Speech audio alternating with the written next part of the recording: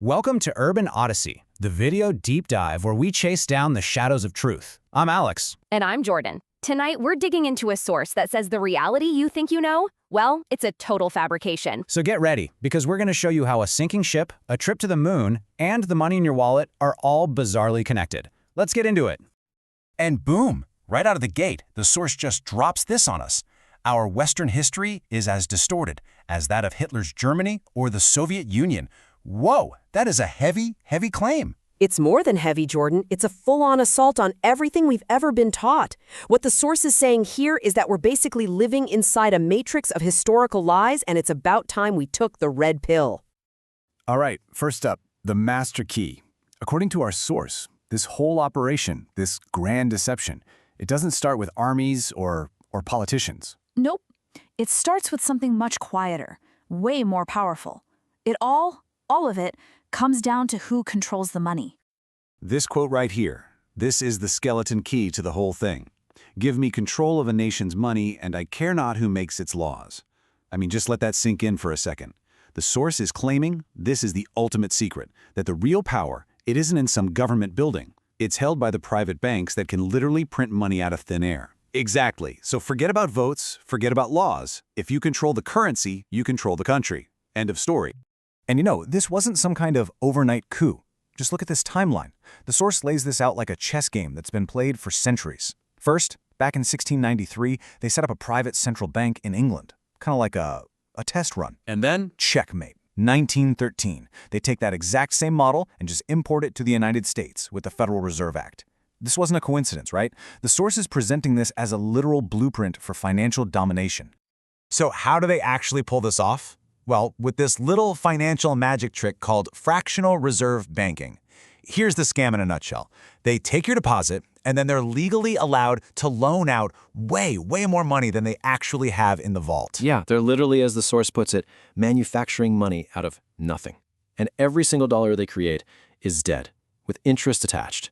That interest, it's like a silent tax that's constantly siphoning wealth from everyday people to a tiny handful of financial elites. The source basically calls it the perfect crime. Okay, so the motive is control and the method is money. We've got that laid out. Now we get to the crime scene. Next up, a Titan's sacrifice. And this is where it gets really dark. The source asks this terrifying question. What if the sinking of the Titanic wasn't an accident at all? What if it was the single most audacious assassination plot in history? So over on the left, you've got the story we all know. The one they tell in the movies. You know, a tragic, unforeseen accident with an iceberg. But on the right, the source drops an absolute bombshell. The real reason the Titanic sank?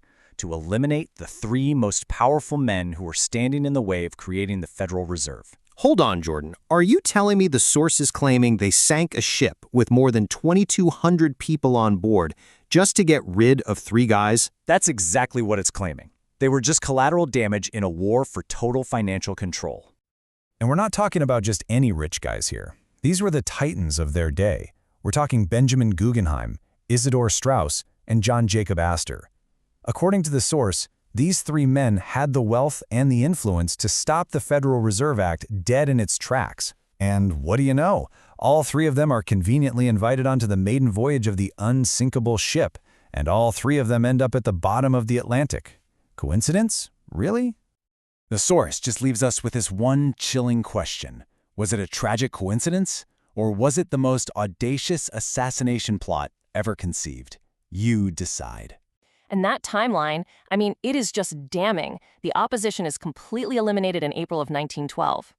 Just over a year later, December 1913, the Federal Reserve Act is quietly signed into law. The path was cleared.